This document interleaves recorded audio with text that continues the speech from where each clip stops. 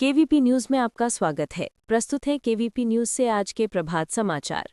भारत और पाकिस्तान के बीच फिर से बयानबाजी तेज हो गई है। अयोध्या में राम मंदिर पर धर्म ध्वजा फहराने के मुद्दे पर पाकिस्तान ने भारत पर टिप्पणी की, जिसके बाद भारत ने कड़ा जवाब देते हुए कहा कि पाकिस्तान को भारत को ज्ञान देने का कोई अधिकार नहीं है। भारत ने स्पष्ट कर दिया कि पाकिस्तान खुद अल्पसंख्यकों के साथ होने वाले अत्याचार, धार्मिक कट्टरता और हिंसा को रोक नहीं पा रहा, इसलिए उसे किसी अन्य देश के धार्मिक या सांस्कृतिक मामलों पर टिप्पणी नहीं करनी चाहिए। भारत ने इसे पाकिस्तान की पुरानी आदत बताया और कहा कि ऐसे अनावश्यक बयानों से दोनों देशों के रिश्तों को नुकसान ही पहुंचता है। दिल्ली में वायु प्रदूषण का स्तर लगातार गंभीर बना हुआ है।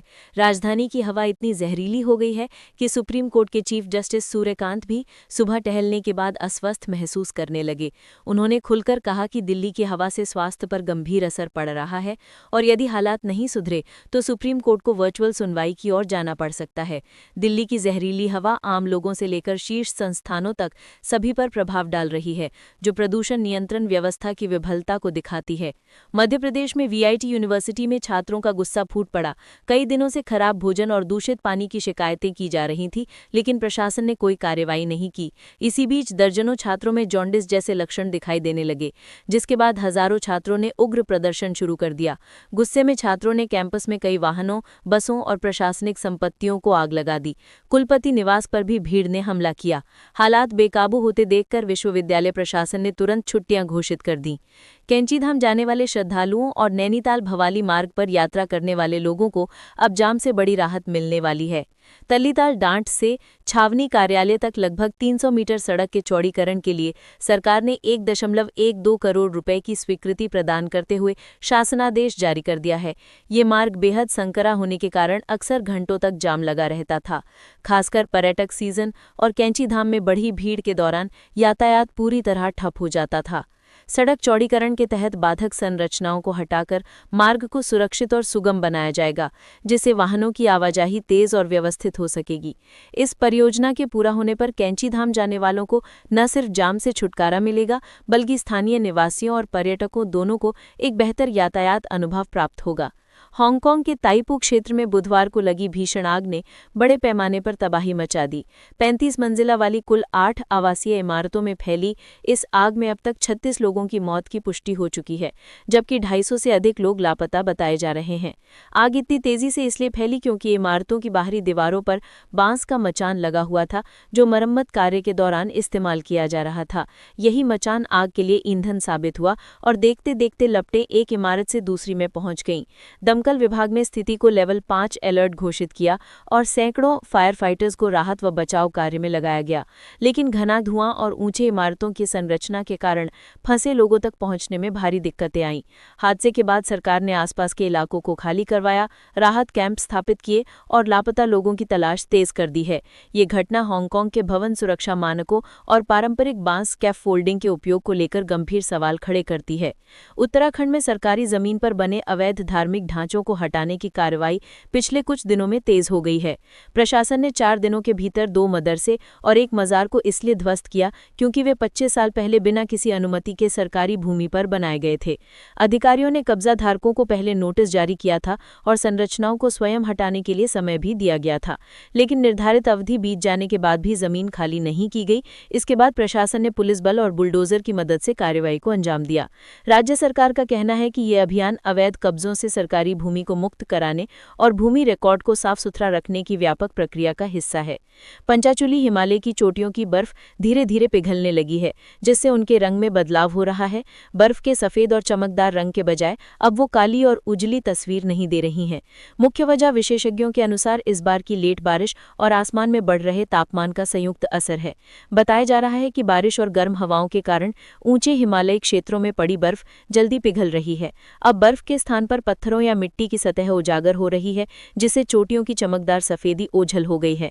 इस वजह से उन चोटियों की बर्फीली शोभा कम हो गई है और वे पहले जैसा ताज़ा उजला व्हाइट लुक नहीं दिखा रही हैं।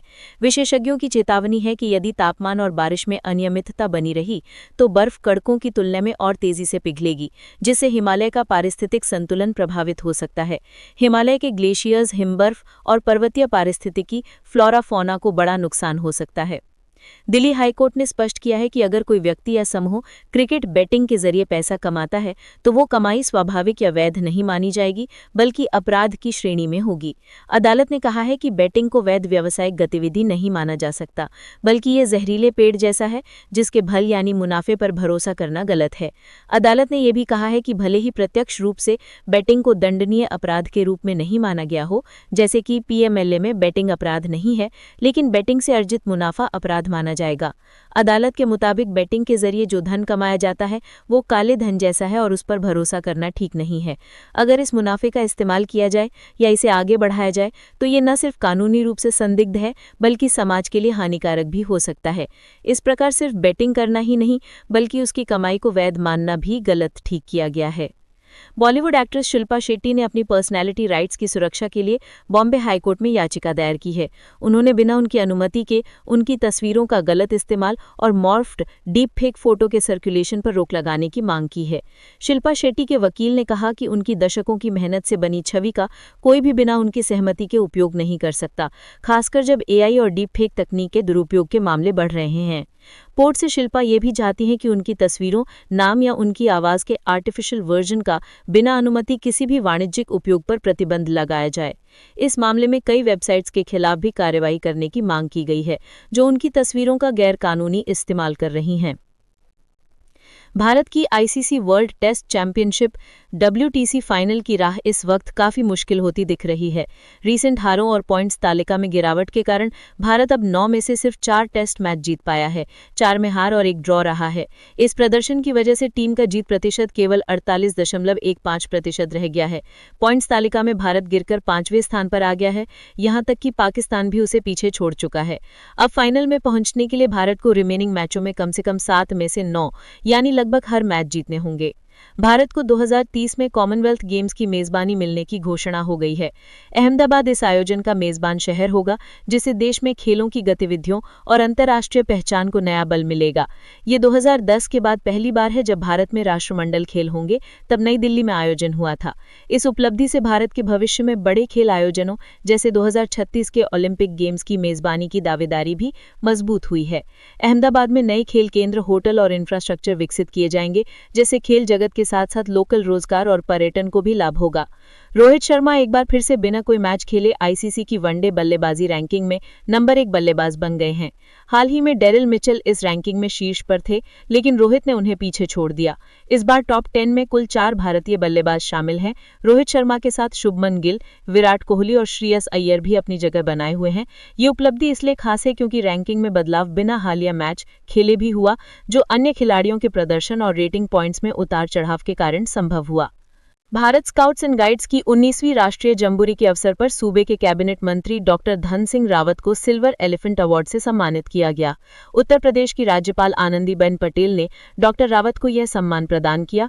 इस अवसर पर डॉक्टर रावत ने कहा कि स्काउटिंग युवाओं में अनुशासन, एकता और देशभक्ति का भाव विकसित करने का बड़ा मंच है, जिसका विस्तार प्रदेश के स्कूलों और कॉलेजों में निरंतर किया जा रहा है।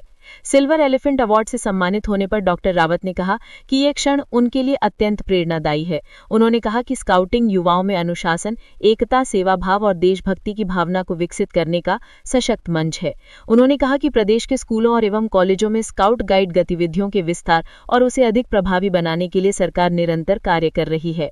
डॉक्टर रावत ने भारत स्काउट्स एंड गाइड संगठन के प्रति आभार व्यक्त करते हुए कहा कि ये संस्था देश भर में स्काउट गाइड गतिविधियों के माध्यम से युवाओं के शारीरिक, बौद्धिक, आध्यात्मिक और सामाजिक विकास में महत्वपूर्ण भूमिका निभा रही है, साथ ही विश्वव्यापी भाईचारे की भावना को भी सशक्त बना रही है।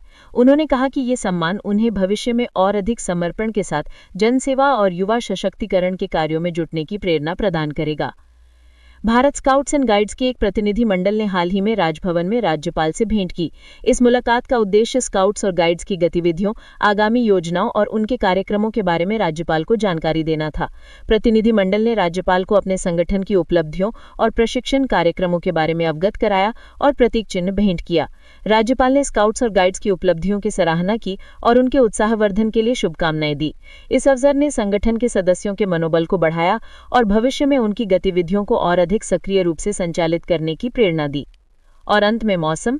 आज 27 नवंबर 2025 को भारत के अधिकांश उत्तरी भागों में कड़ाके की ठंड चल रही है। खासकर दिल्ली एनसीआर, पंजाब, हरियाणा, उत्तर प्रदेश, बिहार और जम्मू कश्मीर में तापमान में भारी गिरावट के कारण कोहरा और ठंडी हवाओं का प्रभाव महसूस किया जा रहा है।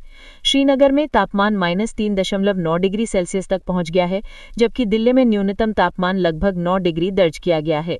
इसके विपरीत दक्षिण भारत के तमिलनाडु, कर्नाटक और आंध्र प्रदेश जैसे राज्यों में बंगाल की खाड़ी में विकसित तूफान के कारण भारी बारिश का अलर्ट जारी है, जिससे वहां मौसम उमस भरा और ठंडा बना हुआ है। राजस्थान के कुछ हिस्सों में भी हल्की बारिश और बादल छाए रहने से ठिठुरन बढ़ने की संभावना है। मुंबई में मौसम गर्म दर्ज किया गया है, जहां अधिकतम तापमान करीब 32 डिग्री सेल्सियस है। इस प्रकार उत्तर भारत में सर्दी और कोहरे के साथ मौसम शुष्क है, जबकि दक्षिण भारत के कई हिस्सों में बारिश और तूफानी स्थिति बनी हुई है। इसी के साथ केवीपी न्यूज से आज के प्रभात समाचार समाप्त हुए। नमस्कार।